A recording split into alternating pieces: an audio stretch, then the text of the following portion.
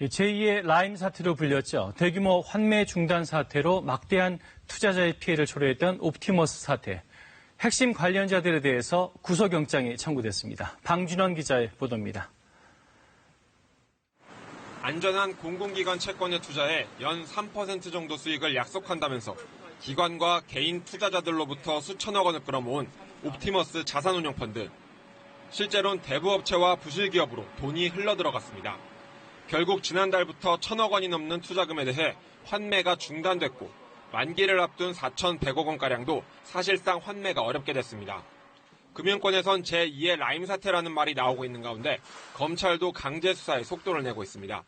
검찰은 옵티머스 자산운용사 대표 김모 씨, 2대 주주 이모 씨 등 4명에 대해 특정경제범죄 가중처벌법상 사기, 자본시장법 위반 혐의 등으로 구속영장을 청구했습니다.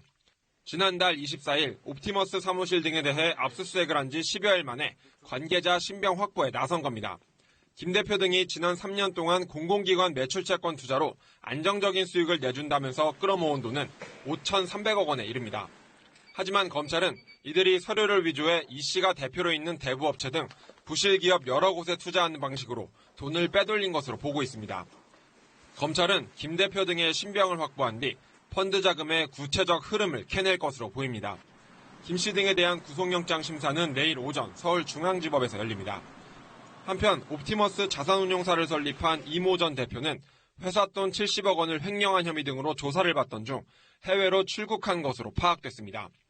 이 전 대표는 2012년 19대 총선에서 민주통합당 후보로 출마했고 같은 해 문재인 대선 후보 캠프에서는 금융정책특보를 맡기도 했습니다. KBS 뉴스 방준원입니다.